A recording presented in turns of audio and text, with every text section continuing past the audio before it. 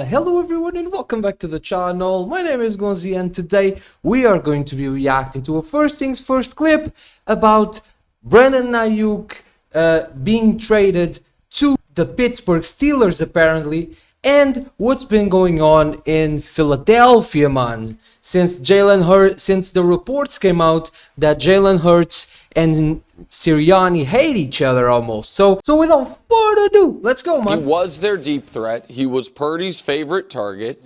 And I am shocked at how badly they appear to have botched this. They're not going to get a first round pick, man. And whatever pick they get is not going to be on the, is not going to be on the team this year because the draft is not until after this year. The Steelers, I do think they're likely to get a player. Most likely some type of offensive line help, but no noteworthy name, no one on the Amari Cooper level, which is what we discussed yesterday. And you saw this train coming down the tracks. Here's the thing about Brandon Aiyuk. He has not been subtle.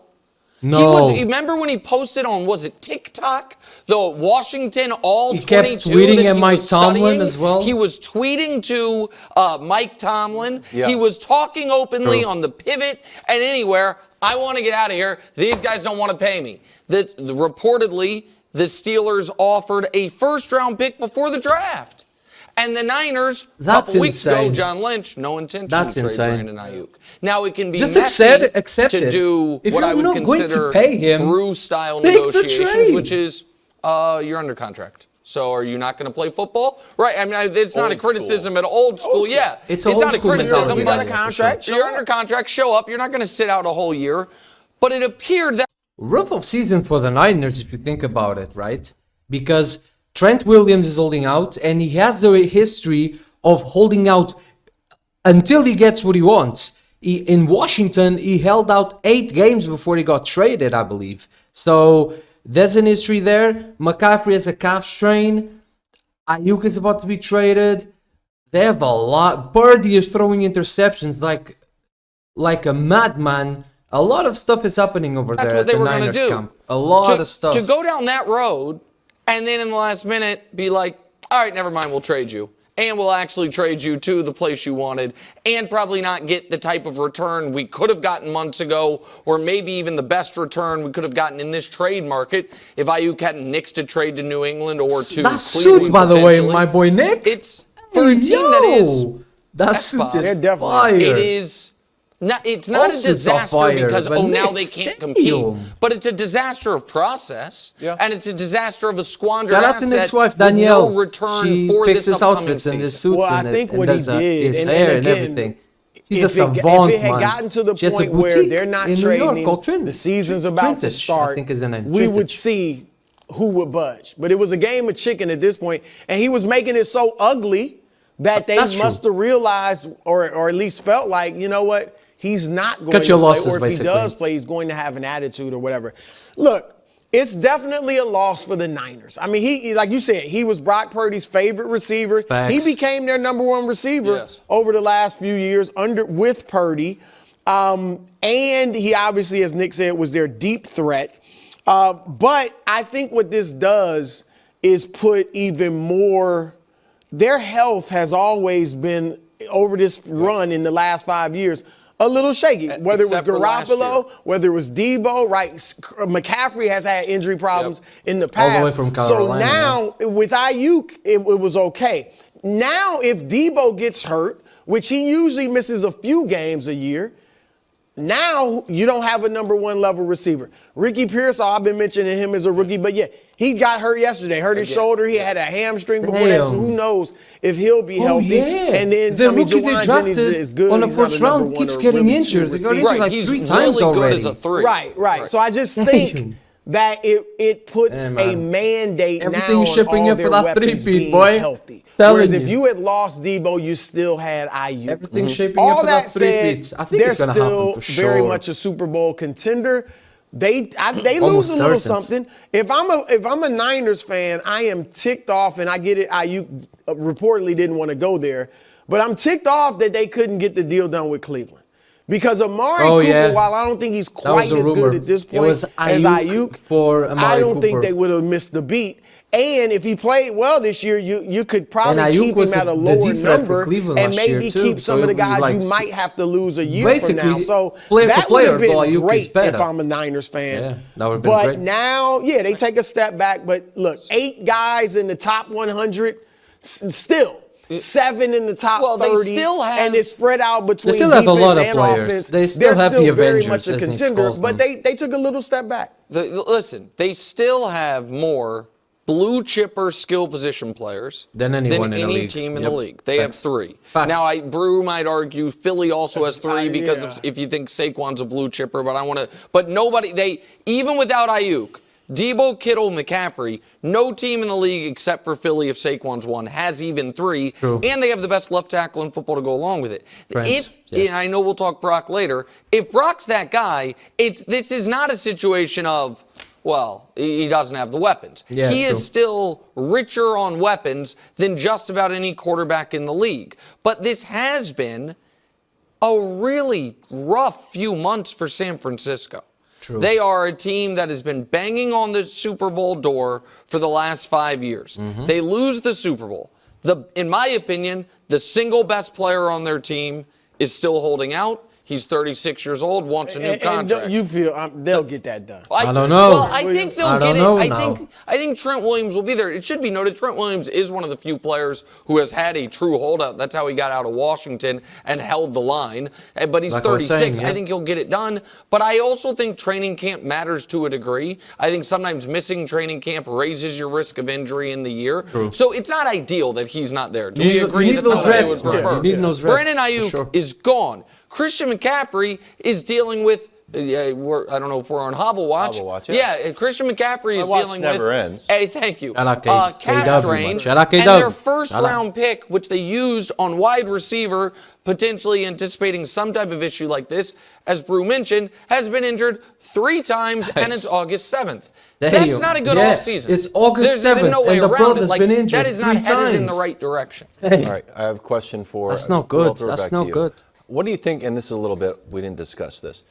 What was Aiyuk's leverage here? Do you think he was either going to miss games? Mangini talks about a hard-to-diagnose injury. But here's the other thing. We've got 2 other big-name wide receivers who are unhappy with their contracts. CeeDee Lamb. Jamar and CD. Are they looking at this being like, traded? I wonder how this is going to affect me now. Well, I don't think There's been some rumors rolling around. But you made your first question is great. What is his leverage? His leverage is It's not me. Go on Twitter and see it for yourself. That's the only leverage. What we think might happen with because if T. Higgins on this franchise tag, well, Higgins has said he's been several times he's going to play. Wait till he's banged up. Okay. Wait till week 8. I hear you. But that's the only leverage a receiver or a player has in this instance because if Aiyuk, he can't sit out. He wouldn't get paid the $14 million, nor would he accrue the season so he could sit out, or become a free agent in the summer. True. He had no leverage except a fake injury. So I don't agree. Maybe they got to. You don't agree with that? No, because because if you act up with an attitude, then other teams may look at you. He's kind of a prima donna. But prima donnas get paid. Good wide receivers get paid. It doesn't matter the attitude stuff. And AB kept getting chances. Name some of the historic. Antonio Brown. Antonio Brown Randy kept Moss, getting paid. As great as Aiyuk, is he one of them? No, but he also, again, from the Steelers to the Giants to the Bucks, he kept getting paid. But I'm saying if he would have, make a stir. I think he'd still get paid. Sirianni got more hands-on last season. Now the Eagles, this situation to convey is one crazy. consistent message to the quarterback. How can you go from the Super Bowl to hating yourselves in a year? When it's 1-to-1. A source saying there was never a moment last year where they were operating in a healthy relationship. My goodness, Brew, you ascribed their downfall to a supernatural funk. I called it. After reading this article, I don't know if that works, but we're going to keep trying it. Do you believe the funk is over? I do. Wow. Why? I don't. Who's gone? Several things about the article. Please. One, the timing. I really don't. Why didn't this come out a few weeks after the season? Because people talked, right? People within the organization decided they're going to talk to Jeremy Fowler, and I can't remember the other guy's name that wrote the article, right? Yeah, they're going to talk to them. They didn't talk right after the season. Sirianni is the cringest dude on the NFL, bro. They weren't sure was Sirianni going to remain Jesus coach. Christ. What was, if he did remain coach, how were things with Jalen? Like, when you talk about something when it's over. My wife and I, we had a tough stretch a couple years ago, but now things are good, right? When it's over, you're willing to talk. All right. And that wasn't that was just an example. Sirianni and Hurts wouldn't talk for this, Brew. They refused to talk. There was no value in them talking. Why can't they just do, but I'm saying even it's over. The other people in the organization were like, now they're like, okay, we even think if it's they are done. well now, let's it just takes a miscommunication on the sideline or during the it's play. Never great unless it's after a Super For Bowl. everything to go back to. So I'm not saying it's great timing. Solid I do think now that they're talking about it. Secondly, Jalen Hurts said, I think we're in a great place. That was a direct quote in the article. Okay, I did not. I actually think that's the opposite. Oh, but he said that. Yeah, we are in a good place. I think we're in a great place. Nick Sirianni is now, according to the article, hands off. Oh, that's the problem with him with the funk was all of a sudden he's hands on. He wants to talk to Jalen. What are we doing? So now he doesn't and Brian Johnson. Now they're not allowed to talk one-on-one. They're not allowed to talk one-on-one. They have a third person in there all the time. That's okay.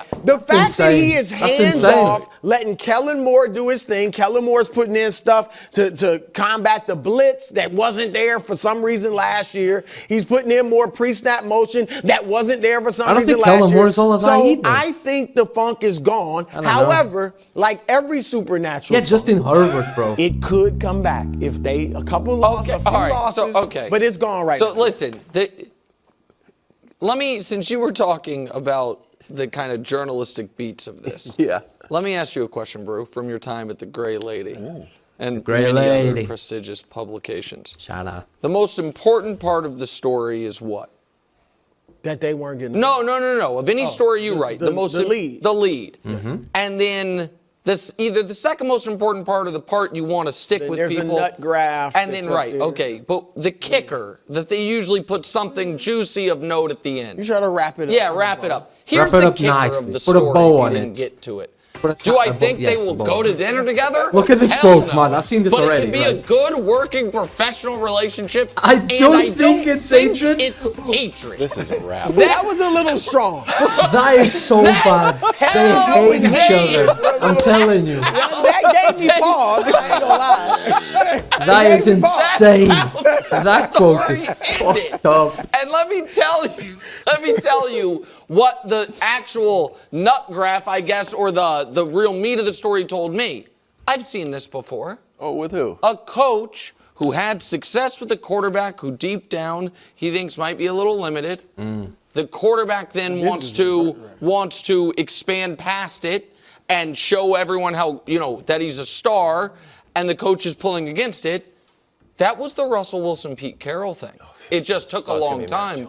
No, but you agree, right? Well, but Russ started that. Yes, remember when he started dropping? He wanted to be the MVP. Watching Brady and Mahomes. No, I next understand. to But I don't know that Carroll ever would have got. I don't know. It's not a Carroll Russ discussion. But I don't know that Carroll would have went there if Russ hadn't started. No, that's not giving the fair. ball to Marshawn Lynch in that Super Bowl. It usually doesn't end in everything's all good now. And Dude so, was cooking the I think the Patriots clock's defense ticking as well. on the relationship, and I think the article showed I agree. that, personally. I agree with that. Thank you so much for watching the video, man. I hope you guys enjoyed it as much as I did. Before you go, though, don't forget to videos on this channel, bro. Come on, man. Keep God first, as always. Drink water, go tell somebody who love them, and if you're here, you know what to do, man. Like the video, subscribe to the channel. My name is Gonzii, and see you guys tomorrow. Goodbye.